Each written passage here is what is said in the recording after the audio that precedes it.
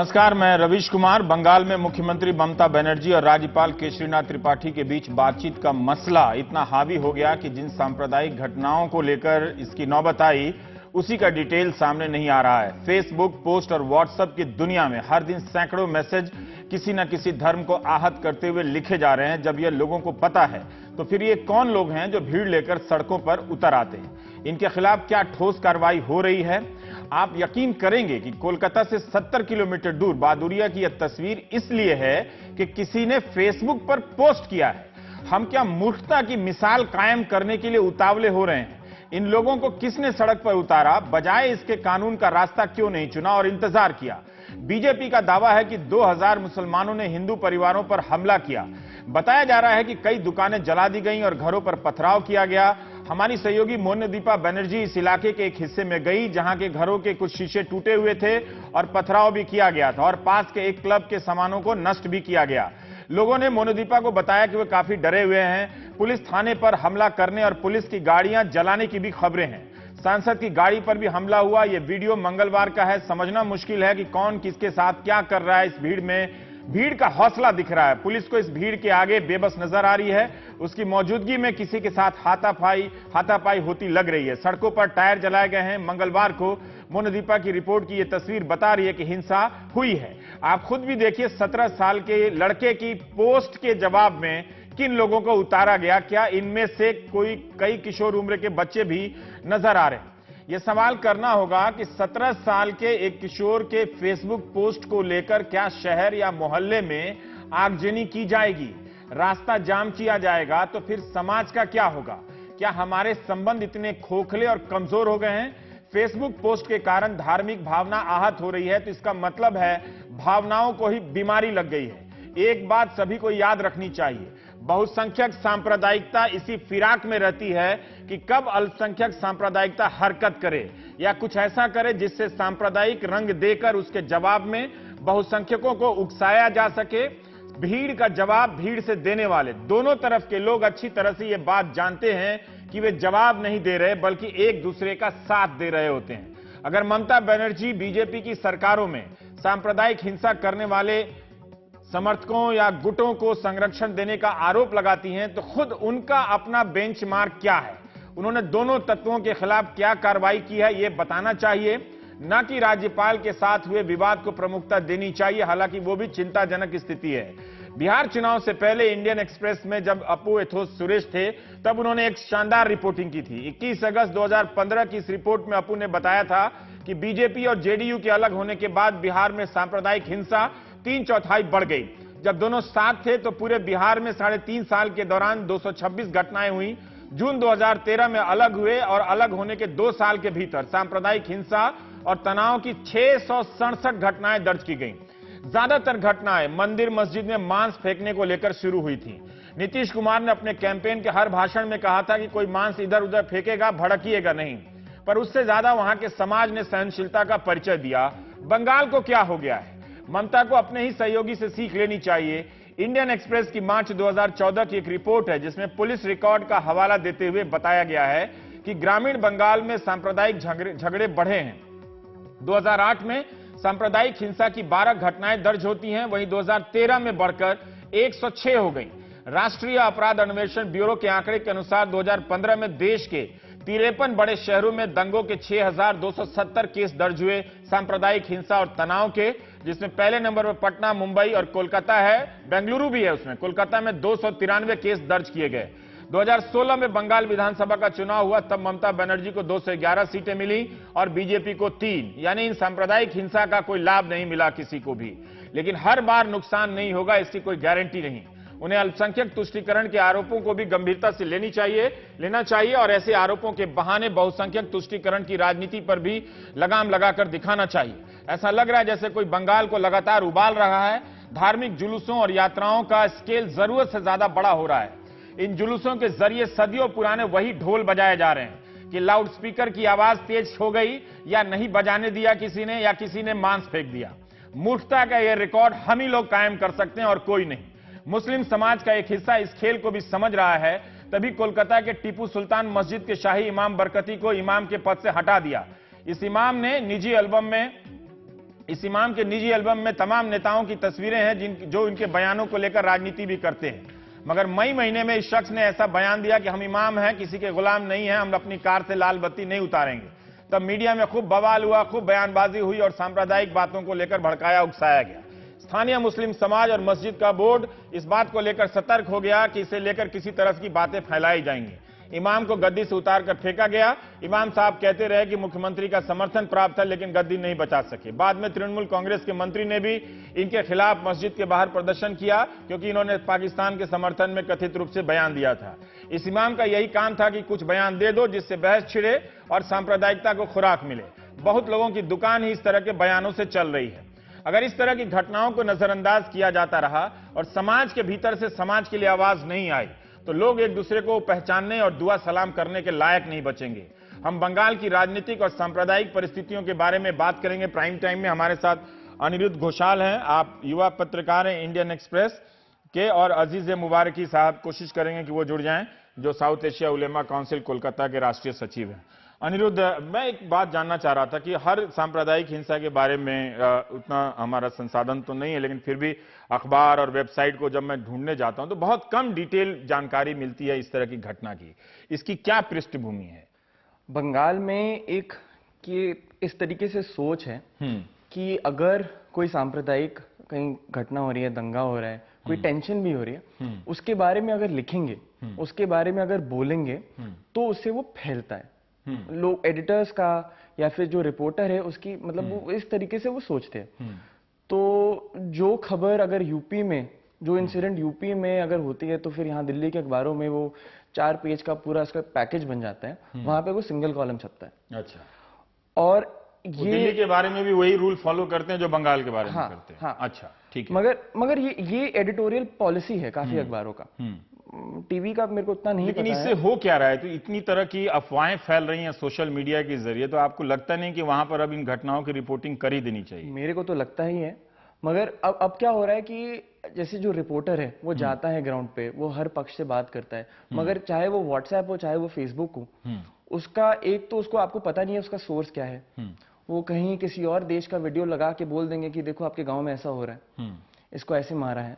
तो उससे काफी टाइम पे हमने ये भी देखा है कि हिंसा हो रही है, मगर उसका जो सोर्स है, जिसका जिस झूठ से वो फैला है, उसका कोई वो नहीं है, उसका ना पता है ना कुछ। इस तरह के वायलेंस का पैटर्न क्या है अनिरुद्ध? मैं आप ही की कई रिपोर्ट देख रहा था, तो उसमें गाड़ियां जलाई जा रही हैं, पुलिस के थाने पर हमला किया जा रहा है, कुछ दुकानें जलती हैं, घरों पर पथराव होता है। और ये बात दोनों समुदायों की बात में जो मैं पढ़ रहा हूं, दोनों तरफ से एक ही बात आती है। तो ये एक पैटर्न क्या है इसका, जरा आप विश्लेषण करेंगे? आपने तो कई इस तरह के सांप्रदायिक हिंसा को कवर किया है। देखिए, अभी अब लास्ट 1.5 साल में 3 तरीके के मैंने देखे हैं अपने, जो मैंने कवर किए उसमें से।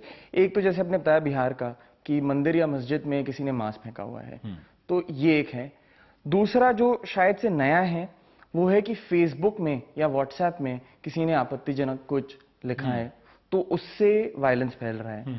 और तीसरा है कि कहीं से जुलूस निकला है, जो आदि में बहुत ज्यादा हो रहा है अभी। जुलूस निकला है और वहां पे कोई जाके उस पर बम फेंकता है, या फिर जैसे मेरे ख्याल से और ये बम फेंकने की घटना दोनों तरह के जुलूसों में हुई है ना? हिंदुओं के जुलूस में भी या मुसलमानों के जुलूस में भी इस तरह की बात सामने आई है। सबसे जो मतलब सबसे ज्यादा जब मैंने देखा था वो ये है, अक्टूबर 2016 में दुर्गा पूजा खत्म हुआ था, और उसी टाइम पे कोर्ट का ऑर्डर आया था कि दुर्गा पूजा के लिए आप मुहर्रम प्रोसेशन वो आप दोनों एक साथ निकालेंगे, लॉ एंड ऑर्डर करना है।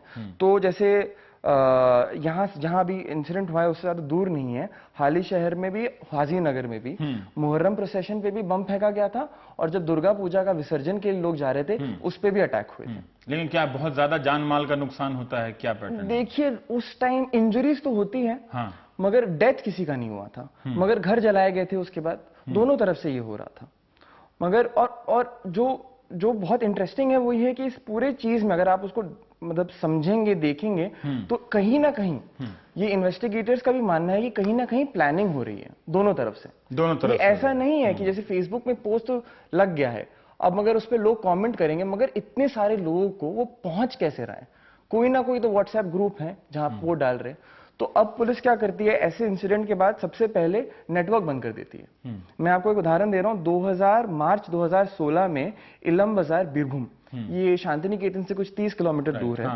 वहां पे एक फिर से वही सेम चीज है, 11वीं क्लास के एक लड़के ने इसी तरीके की आपत्तिजनक मतलब पोस्ट डाला था उसने, और उसी के बाद ये लोग गए पुलिस स्टेशन, इलाम बाजार पुलिस स्टेशन पे हमला हुआ और उसके बाद फायरिंग हुई दोनों तरफ से, और वो फायरिंग किसने की आज तक पता नहीं चला है। और उसमें एक मुसलमान युवक की डेथ हो गई थी और प्रोटेस्ट भी वही कर रहे थे। सोसाइटी को ये बात समझ में नहीं आ रही है कि कोई तैयारी के साथ ये गेम कर रहा है, या उनको वो बातें ज्यादा पसंद है कि ये मुसलमान ऐसे करते हैं, ये हिंदू ऐसे करते हैं, वो आ गए इतनी संख्या में, ये आ गए इतनी संख्या में। उनको पता नहीं है कि इस तरह के तर्क और दलीलों से दुनिया भारत के कितने शहर जल चुके हैं। सर समझाने वाले कम हो गए, मतलब लोगों को झूठ बोलने वाले ज्यादा हो गए, क्योंकि अपनी पॉलिटिकल फायदा का वो लोग देख रहे हैं। आपने इस रिपोर्टिंग के दौरान ये देखा या महसूस किया कि जो राजनीतिक दल हैं, जो वहां सरकार से संबंधित हैं या विपक्ष से संबंधित हैं, वो इन समूहों को समझाते हुए आपको नजर आया कि समझा रहे हैं कि आपको इसका मुकाबला करना चाहिए, इस तरह से इसका शिकार नहीं होना चाहिए, इसके जाल में नहीं फंसना चाहिए? सर इसका भी ना, जैसे कोई कहीं पे हिंसा हो गई है उसके बाद भी एक पैटर्न रहता है। जो रूलिंग पार्टी है वो कहती है कि हम जाएंगे, हम समझाएंगे, और जो ऑपोजिशन पार्टी है वो जाके वहां जाने की कोशिश करते हैं, फिर रूलिंग पार्टी उसको रोकता है, और उसके बाद दोनों तरफ से स्टेटमेंट्स आते हैं, दोनों तरफ से तर्क आते हैं, और उससे जो है कि शांत होने से जगह उससे टेंशन बढ़ जाता है। अगर अब अजीज साहब वीडियो लिंक पे नहीं आ रहे तो क्या हम उनका फोन इन ले सकते हैं? अच्छा ठीक है। एक और चीज है कि बार बार ये आरोप लग रहा है कि ममता बनर्जी अल्पसंख्यकों का तुष्टीकरण कर रही है, इस बात में कितना दम है?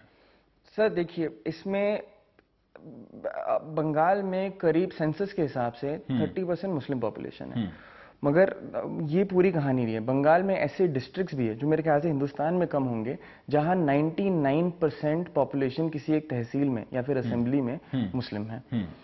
तो तृणमूल कांग्रेस या ममता बनर्जी मुस्लिम अपीजमेंट करती है, इसमें तो कोई दोहराई नहीं है। करती है पॉलिटिकल, और तृणमूल के पहले जब वहां पे सीपीएम थी वो भी करते थे, जहां पे आपको पॉलिटिकल फायदा होगा इलेक्शन के पहले वहां आप मस्जिद में जाएंगे या फिर मंदिर में जाएंगे, ये तो रहता है।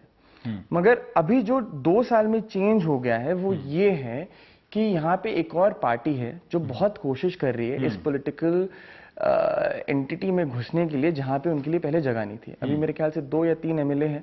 कौन? बीजेपी के। और वो क्या कर रही है? और एक और चीज है कि जैसे आरएसएस और वीएचपी, मेरे ख्याल से आज ही उनका यहाँ से स्टेटमेंट आया है कि अब इस हिंसा के बाद वो कैंपेन करेंगे पूरे बंगाल में कि बंगाल जो है हिंदुओं के लिए रहने लायक जगह नहीं है, बंगाल को ममता बनर्जी बांग्लादेश बना रही है। तो दोनों तरफ से हो रहा है अब यहाँ पे। पहले ऑपोजिशन नहीं था, पहले इस तरीके का हिंदुत्व पॉलिटिक्स पहले बंगाल में इस तरीके से तो नहीं हुआ है पहले।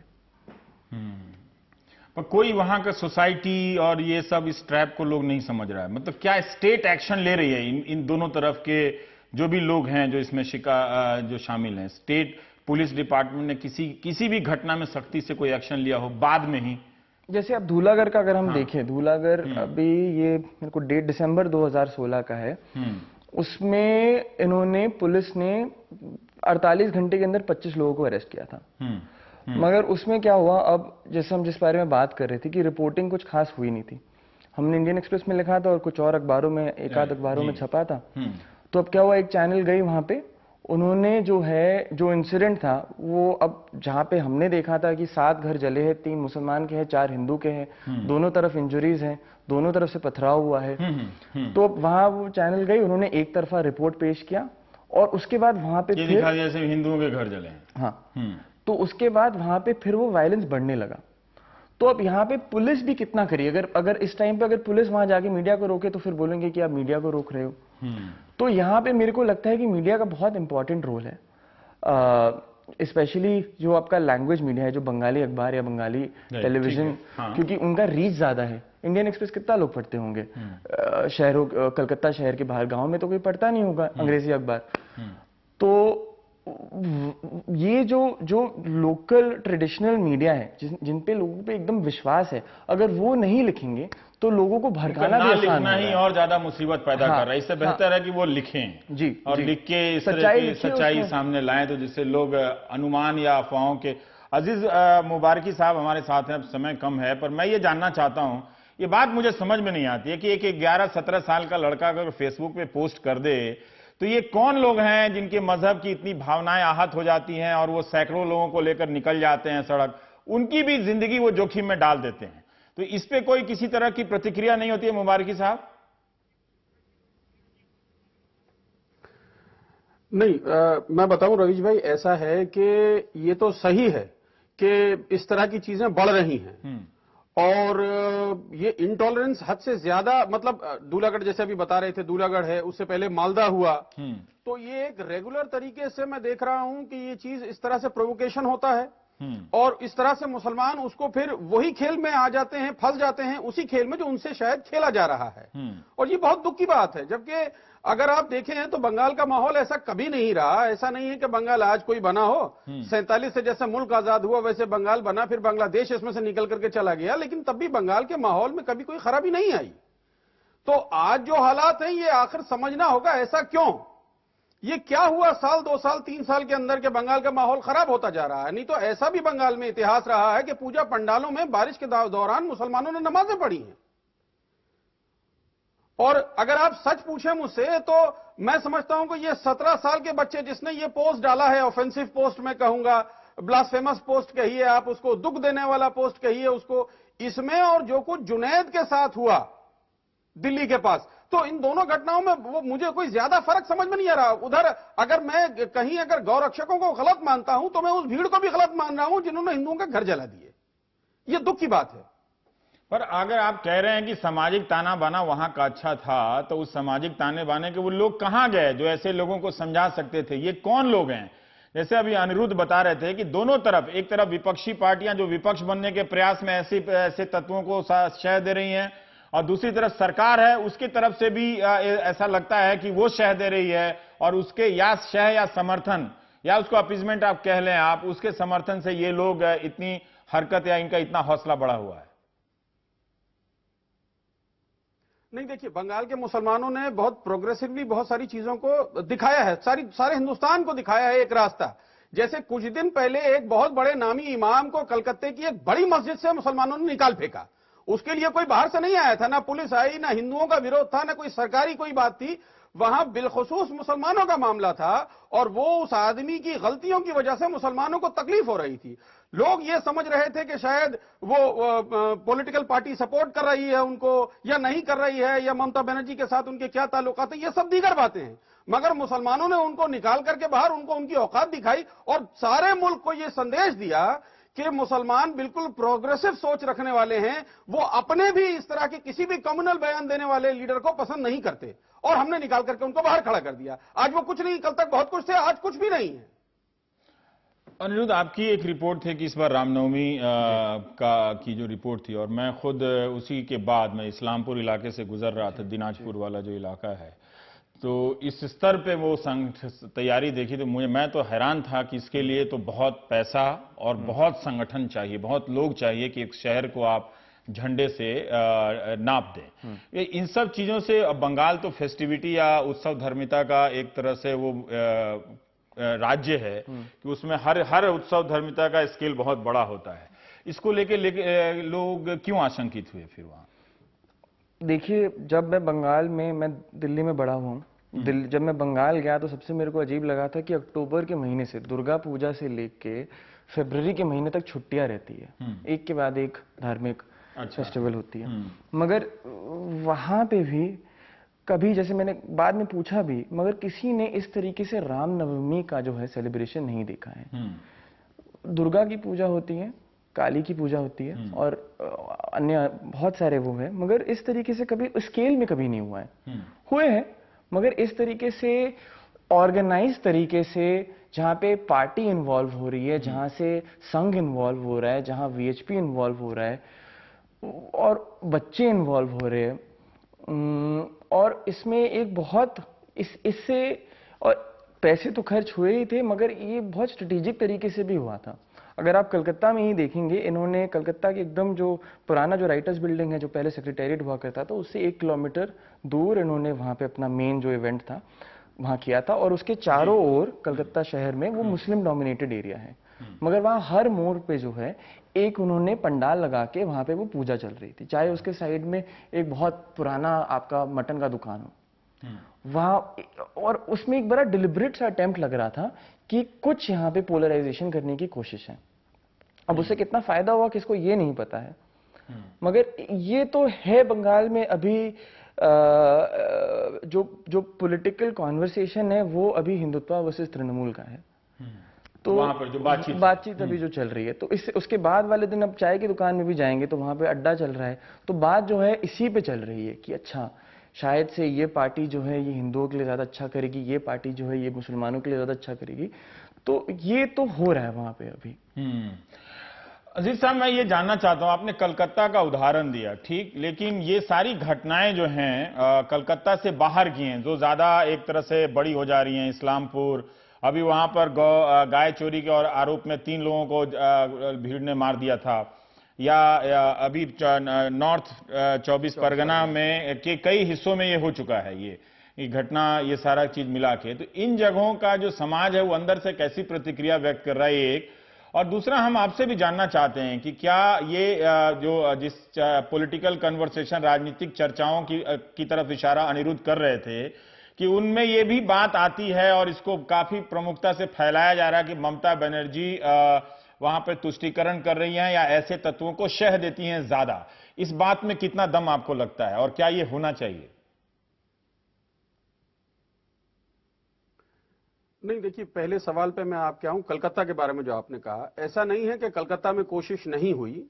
पिछले मुहर्रम में ही कोशिश की गई ऐसा कलकत्ते में कि मस्जिद के बाहर आकर के कुछ शैतान एलिमेंट, जिनको मैं कहूंगा, वो मोटरसाइकिल लगा करके वहां पर नारा वारा लगा रहे थे कुछ। तो ये ऐसा नहीं कि नहीं हो रहा है, लेकिन उसको पुलिस कंट्रोल कर ले रही, कर्व कर ले रही है उसको।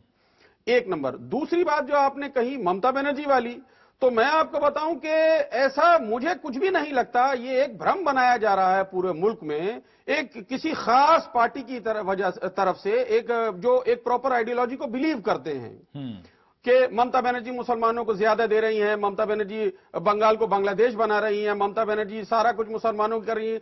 तो होता यह है कि ममता बनर्जी जब अफ्तार में पहुंचती हैं तो उनका सर ढका हुआ फोटो वो अखबारों की शोभा बढ़ाता है, वो टीवी पर नजर आती हैं सर ढके हुए अफ्तार करती हुई। मगर जब वो रथ यात्रा में जाकर के रथ को खींचती हैं, या काली पूजा में खुद ममता बनर्जी जब अपने घर में काली पूजा करती है, तो वो तस्वीरें अखबारों से नदारद रहती हैं।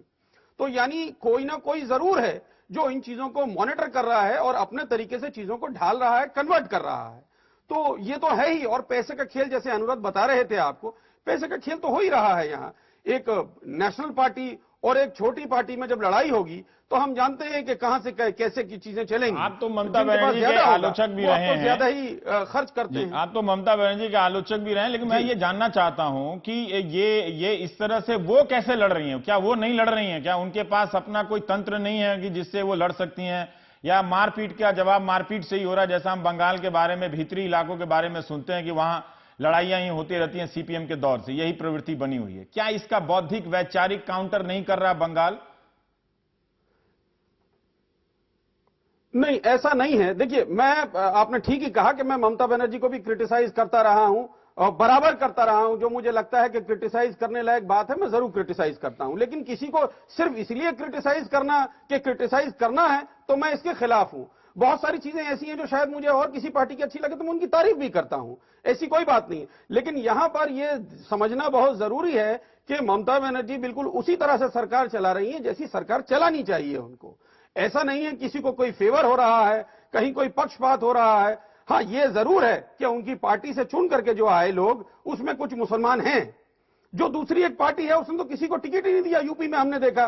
तो अब हम कैसे कहें कि वो मुसलमानों के बारे में सोच रहे हैं? अब सबका साथ सबका विकास कहने से तो सबका विकास होने से रहा, विकास दिखाई भी देना चाहिए जमीन पर, सिर्फ मुंह से कहने से नहीं होगा।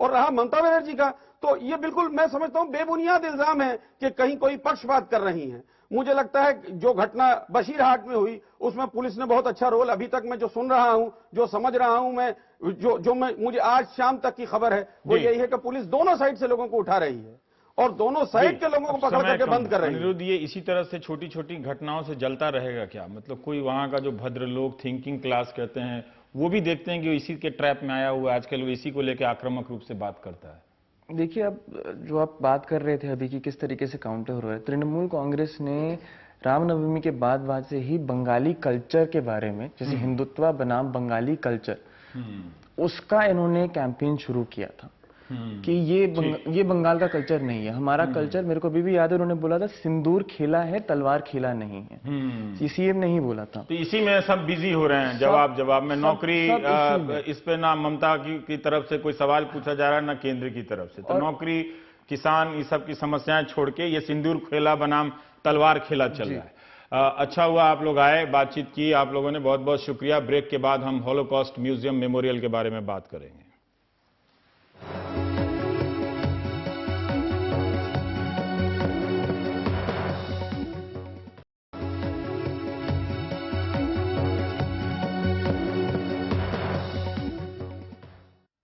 प्रधानमंत्री मोदी इजरायल के दौरे पर हैं।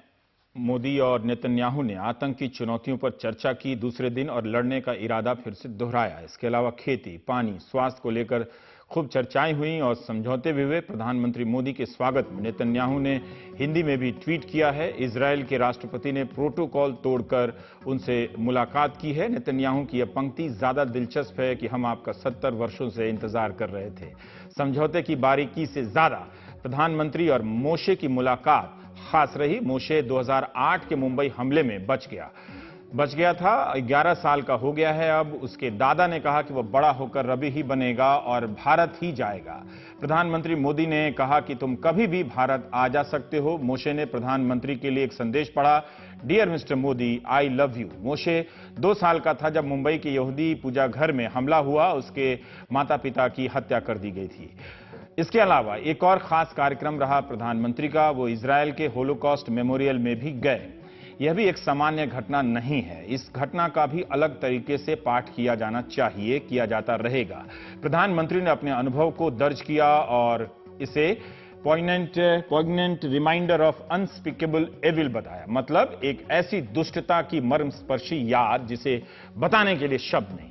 प्रधानमंत्री मोदी ने मेमोरियल की गेस्ट बुक में लिखा है कि मैं वाशिम होलोकॉस्ट मेमोरियल म्यूजियम के दौरे से अंदर तक प्रभावित हुआ हूं। ये पीढ़ियों पहले किए गए एक अकथनीय पाप की मार्मिक याद दिलाता है। ऐसे दौर में जब हम हिंसा, नफरत, असहिष्णुता और आतंक का सामना कर रहे हैं, ये मेमोरियल यहूदी लोगों के साहस, धैर्य और सहन शक्ति का परिचायक है। याद वैशम दुनिया भर के समाजों के लिए एक आईना है। हमें पूर्व में हुए अन्याय और मानवता पर इसके खौफनाक असर को नहीं भूलना चाहिए। हमें अपने बच्चों को इस काबिल बनाना चाहिए कि वो अपने भविष्य के लिए उचित, दयापूर्ण और न्याय संगत चुनाव कर सकें। यहां पर यहूदियों के सामूहिक नरसंहार के पीड़ितों की यादों को सहेज कर रखा गया है। नरसंहार में मारे गए 30 लाख लोगों के नाम यहां पर जमा हैं और दर्ज हैं। भारत भर के रेलवे स्टेशन पर बिकने वाली हिटलर की आत्मकथा और जीवनी पढ़ने वाले पाठकों को प्रधानमंत्री की इस बात पर गौर करना चाहिए। होलोकॉस्ट वो खतरनाक याद है जिसे हिटलर ने अपने प्रोपेगेंडा मिनिस्टर गोएबल्स और सेना के साथ मिलकर 60 लाख यहूदियों को मारा था, जिसके तहत वॉशिंगटन में ही एक ऐसे मेमोरियल को मैंने देखा और चाहता हूं कि आप भी उस दौर की हिंसा को समझें, जानें। जब कभी बर्लिन, बुडापेस्ट, पेरिस, वॉशिंगटन जाएं तो होलोकॉस्ट मेमोरियल जरूर जाएं। प्रवेश करते ही मुझे एक किताब दी गई। यह किताब इसलिए दी जाती है कि आप इसे अपने साथ ले जाएं और किसी और को भी दें या सुनाएं ताकि वो पढ़े और दुनिया में हर वक्त कोई ना कोई हिटलर की यातना के बारे में जानता रहे। इस किताब में एक व्यक्ति मेंडल फलमैन ने अपनी कहानी बताई है जो हिटलर की हिंसा का शिकार हुआ, फरार हुआ, उसकी प्रेमिका के साथ बलात्कार हुआ और दोनों को साइबेरिया से लेकर क्रीमिया तक में जाकर काम करना पड़ा था। मैं अपने परिवार के कारोबार में हाथ बटाने लगा। 18 साल की उम्र में यहूदी लड़की फ्रीडा ऑल्टमैन से मुझे प्यार हुआ और जल्दी ही हमारी सगाई हो गई। 1 सितंबर 1939 को जर्मनी ने पोलैंड पर हमला किया और 20 सितंबर को जर्मन सेना हमारे शहर में घुस गई। नवंबर में फ्रीडा और उसके परिवार के साथ भागकर मैं सोवियत रूस के कब्जे वाले पोलैंड के शहर ब्यालिस्टोक चला गया। वहां फ्रीडा से मेरी शादी हो गई। जनवरी 1940 में रूसियों ने कई अन्य यहूदी शरणार्थियों के साथ हमें काम करने के लिए पूर्व की ओर साइबेरिया भेज दिया। मुझे यूराल के पहाड़ों पर पेड़ काटने का काम दिया गया। इसके बाद मुझे और फ्रीडा को एक खेत में काम करने के लिए क्रीमिया भेजा गया। यहां मैंने एक ट्रैक्टर ड्राइवर का काम किया। जून 1941 में जर्मनी ने सोवियत रूस पर हमला कर दिया और सितंबर तक उनकी फौज क्रीमिया पहुंच गई। यहूदियों पर नाजियों के अत्याचार को समझ रहे रूसियों ने यहूदियों को काकेकश की तरफ भेज दिया। पहले अजरबैजान, फिर आर्मेनिया। 1944 में जर्मन फौज पीछे हटी तो हमारे परिवार को फिर क्रीमिया भेज दिया गया। युद्ध के बाद हमारा परिवार पोलैंड वापस लौटा और 1949 में हम अमेरिका चले गए।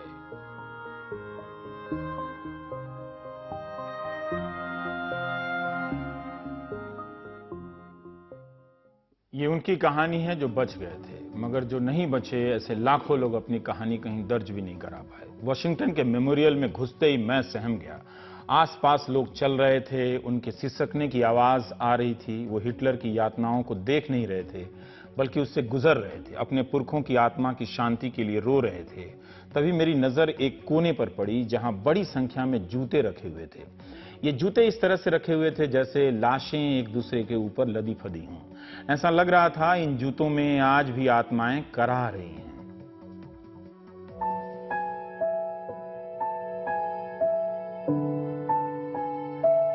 हम जूते हैं, हम आखिरी चश्मदीद हैं, हम नाती पोतों के जूते हैं, हम दादा दादी के जूते हैं, प्राग, पेरिस और एम्स्टर्डम से। और क्योंकि हम सिर्फ कपड़े और चमड़े से बने हैं, खून और मांस से नहीं। हम में से हर एक नरक की उस आग से बच गया।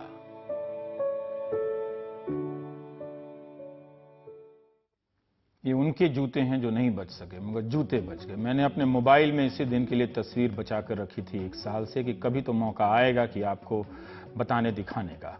खासकर उन लोगों को जो राम जी के देश में हिटलर का ख्वाब देखते रहते हैं। मेमोरियल के भीतर अंधेरा छाया हुआ था। एक दीवार पर बहुत सारी तस्वीरें लगी थीं।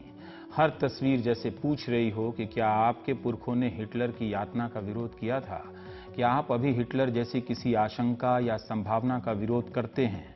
यहां पर पहुंचते ही सब्र टूटने लगा। इतनी सारी तस्वीरें जैसे हम सभी का 1930 के दशक से इंतजार कर रही हूं कि आओ और बताओ। आप जानते हैं तब दुनिया हिटलर की यातना पर चुप हो गई थी। जर्मनी के लोग अपनी लाचारी के चादर में छिप गए थे। पड़ोसियों ने देखकर भी अनदेखा कर दिया कि यातना से तंग आकर यहूदी परिवार खिड़की से कूदकर आत्महत्या कर रहे हैं। ऐसे लोगों के लिए भी एक तस्वीर है जो आपकी स्क्रीन पर है। यहां पर कब से हम जैसों का इंतजार कर रही है, जिस पे लिखा है कि कुछ पड़ोसी भी थे जो या तो उसमें शामिल थे या चुप थे। देखिएगा, ऐसी कहीं हिंसा हो या कहीं हिटलर बनने की कोशिश हो तो पड़ोसी होने का फर्ज निभा दीजिएगा, वरना आपका भी कोई ऐसी तस्वीर लगाकर सदियों तक इंतजार करेगा। हम विदेश जाते हैं, एयरपोर्ट और फ्लाईओवर पर सेल्फी खींचकर चले आते हैं। यूरोप के कई शहरों में बहुत अच्छे मेमोरियल हैं, म्यूजियम हैं, वहां जाया कीजिए। मैं किसी के फेसबुक में ऐसी जगहों की तस्वीरें नहीं देखता हूं, तो पता चलता है कि लोगों को ठीक से घूमने का सलीका भी नहीं मालूम है।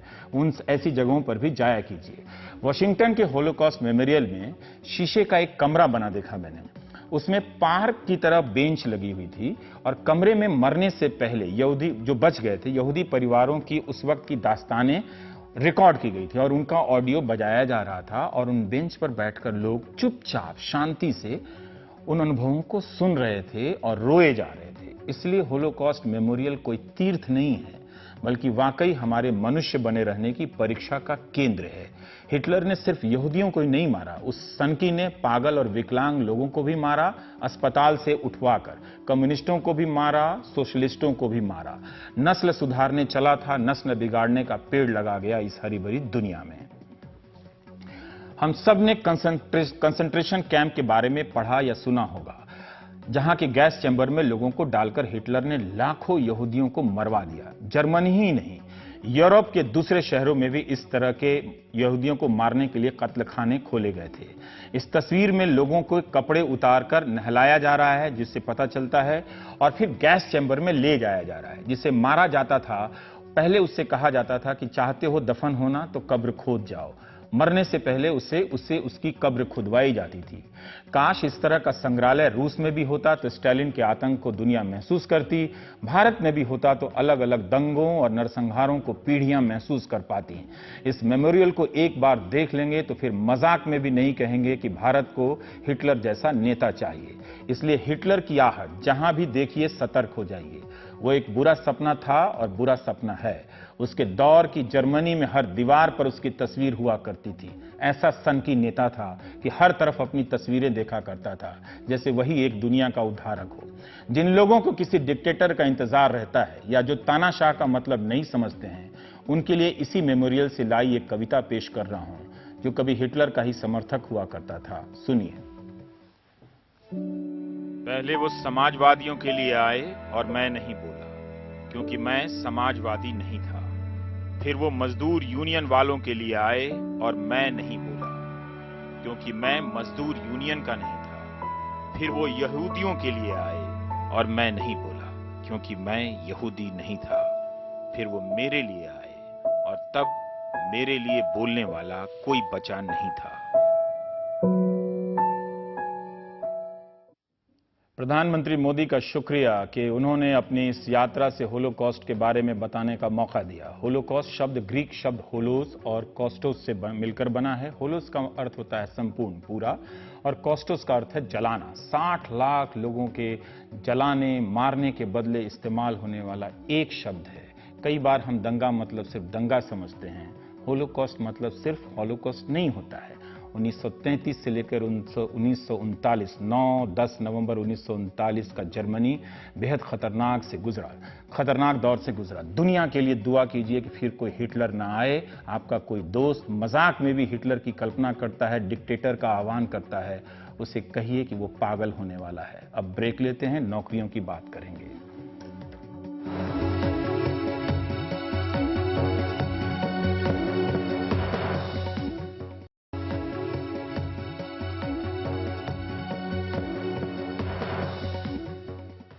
बीजेपी और समाजवादी पार्टी की सियासी दुश्मनी में यूपी में करीब 70,000 लोगों की नौकरी खटाई में पड़ती लग रही है। इन लोगों ने अलग अलग नौकरियों के लिए सारे इम्तिहान पास कर लिए, फिर इन्हें पोस्टिंग मिलनी थी, बहुतों के इंटरव्यू होने थे, इंटरव्यू रुक गई है। अधीनस्थ सेवा चयन आयोग की परीक्षाओं के जो अभ्यर्थी हैं वो कई दिनों तक प्रदर्शन कर लड़ते रहे, संघर्ष करते रहे। वो चाहते हैं कि सरकार इन भर्तियों को शुरू करे, लेकिन सरकार ने रोक लगा दी है। पता नहीं कि जिस नौकरी में किसी का सिलेक्शन हुआ है वो मिलेगी भी या नहीं। इनमें से कई अब धरने प्रदर्शन पर उतर आए हैं। मीडिया और सरकार की ओर से हताश हो रहे हैं कि कोई भी उनकी नहीं सुन रहा है।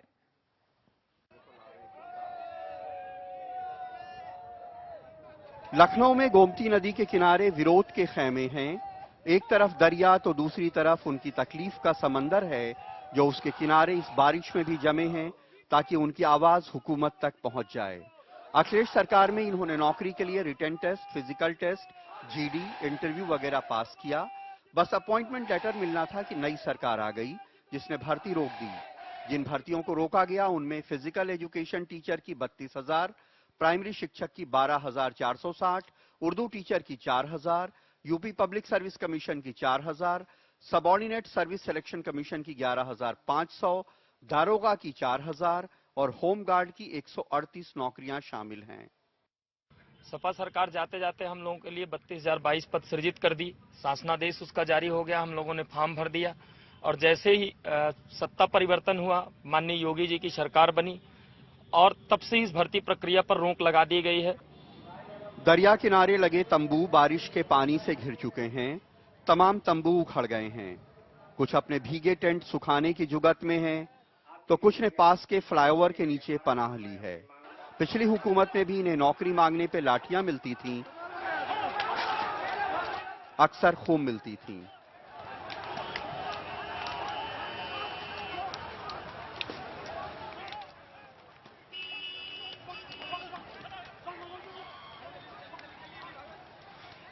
इस सरकार में भी लाठियां पड़ी हैं। सबऑर्डिनेट सर्विस सिलेक्शन कमीशन ने करीब 11,500 नौकरियां निकाली। करीब 40,000 लोग रिटन टेस्ट में पास हुए कुछ का इंटरव्यू भी हुआ, लेकिन भर्ती पे रोक लग गई। सर, हम सभी विद्यार्थियों का और अभ्यर्थियों का जो भविष्य वो अंधकार में डूबा हुआ है। समझ में नहीं आ रहा सरकार हमें जॉब देना चाहती है या नहीं देना चाहती। हम लोग इसी आश्वासन पे अभी भी टिके हुए हैं कि सरकार हमको एक अच्छी सी जॉब प्रोवाइड कराएगी, लेकिन ये जो समय ड्यूरेशन है, टाइम पीरियड बहुत लंबा खिंचता हुआ चल रहा है। क्या हम बेरोजगारों की जिंदगी क्या ऐसी खिंचती हुई चली आएगी? इनमें से तमाम लड़के नौकरी पाके माँ बाप का सहारा बनते, लड़कियां खुद मुख्तार बनती, शौहर के भरोसे नहीं रहती। इनकी उम्मीदें टूटने लगी हैं। अब हमारे परिवार में जो है सब उम्मीद लगा के बैठे हैं। जितने भी 50,000 स्टूडेंट हमारे अधीनस्थ परिवार के हैं, सबके घरों में लोग आस लगा के बैठे हैं।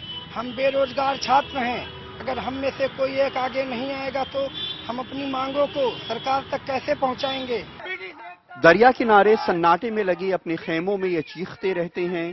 यहाँ से इनकी आवाज हुकूमत तक मीडिया के जरिए ही पहुंचती है। बीटीसी और टीईटी ट्रेंड लोग भी यहाँ नौकरी के लिए संघर्ष कर रहे हैं। ये कहते हैं कि बेसिक शिक्षा मंत्री ने इनसे कहा कि नौकरी नहीं मिल सकती क्योंकि 65,000 शिक्षक ज्यादा हैं। इन्हें आरटीआई से पता चला कि 1.5 लाख टीचर कम हैं। हम लोग 75,000 वैकेंसी की मांग कर रहे हैं, लेकिन सरकार 90 दिन से ज्यादा हो गई है। अभी तक सरकार की तरफ से ना कोई आश्वासन मिला है, ना इन्होंने अपना कोई वादा पूरा किया है। नौकरी मांगने वालों की इस भीड़ में सिराज भी अपनी रोजी चला लेते हैं। यहाँ ठेले पे पानी बेचते हैं, कुछ कोल्ड ड्रिंक वगैरह भी बेच लेते हैं। इनके साथ रहते रहते इन्हें सबकी तकलीफें पता चल गई हैं। ये खुद भी इनकी नौकरी के लिए दुआएं करते हैं। इंसाफ होना चाहिए। इन लोग के साथ इतने दिन से बेचारे सब भूखे प्यासे बारिश में पड़े रहते हैं। लेकिन अगर इनको न्याय मिल जाएगा तो ये यहाँ से चले जाएंगे, तो आपका काम कैसे चलेगा? यहाँ बहुत सारे लोग आते रहते हैं बेचारे अपना दुख और दर्द लेके। यहाँ पर तकलीफों हम लोग को भी होती है, जो बेचारे अपना अपना घर छोड़ के आते हैं, इतने दिन पड़े रहते हैं। सरकार इन लोग की जल्दी सुनवाई करे, इन लोग का काम करे, और हमको तो और भी कोई काम मिल जाएगा कर लेंगे। नई सरकार में योग की बात आगे बढ़ी, पीएम खुद उसमें शामिल हुए तो बैचलर ऑफ फिजिकल एजुकेशन की डिग्री वाले 1.5 लाख लोगों में उम्मीद जगी कि उनकी नौकरी की मांग बढ़ेगी। लेकिन यहाँ तो जिन 32,000 लोगों का इम्तिहान हुआ, उनकी ही नौकरी खटाई में पड़ गई। एक तरफ तो हम माननीय योगी जी और माननीय प्रधानमंत्री जी योग को बढ़ावा देने के लिए 21 जून को योगा दिवस मनाते हैं, जमीन पे आके खुद पे बैठते हैं, जनता को ये दिखाने का प्रयास करते हैं कि हम योग को बढ़ावा देते हैं। लेकिन जब तक शारीरिक शिक्षकों की नियुक्ति नहीं होगी, जो गरीब परिवार के बच्चे स्कूलों में पढ़ रहे हैं, उनको योग कैसे सिखाया जा सकता है? लेकिन नई सरकार का इल्जाम है कि अखिलेश सरकार के दौरान भर्तियों में बहुत बड़े पैमाने पे गड़बड़ियां हुई। तमाम भर्तियों पे अदालत ने रोक लगाई। यूपी पब्लिक सर्विस कमीशन के चेयरमैन को भी भर्तियों में घोटाले के इल्जाम में अदालत ने हटाया। ऐसे में इन भर्तियों में पारदर्शिता और ईमानदारी की जांच की जा रही है। इस तरह की भ्रष्टाचार समाजवादी पार्टी सरकार में नियुक्तियों को लेकर के था, वो आम था, गली गली था, और जो योग्य बच्चे थे वो कुंठित हो रहे थे। पूज्य योगी जी की सरकार आई है तो सरकार का एजेंडा बहुत साफ है कि हम एक पारदर्शी व्यवस्था दें। उस पारदर्शी व्यवस्था में ताकि फेयर नियुक्तियां हो सके, जो योग्य अभ्यर्थी हैं उनको स्थान मिल सके। हर दफा यहां से गुजरते हुए मालूम नहीं क्यों गमन फिल्म का वो गाना बार बार याद आता है कि सीने में जलन, आंखों में तूफान सा क्यों है, इस शहर में हर एक शख्स परेशान सा क्यों है। जब विपक्ष में होते हैं तो वो इनकी परेशानियों के साथ होते हैं, जब सत्ता में आ जाते हैं तो उनके खिलाफ खड़े नजर आते हैं। चाहे कोई भी पार्टी हो, कोई भी सरकार हो, बहुत जमाने से हम यही सिलसिला चलता हुआ देख रहे हैं। लखनऊ में कैमरामैन आरसी जोशी और रमेश वर्मा के साथ कमाल खान, एनडीटीवी इंडिया।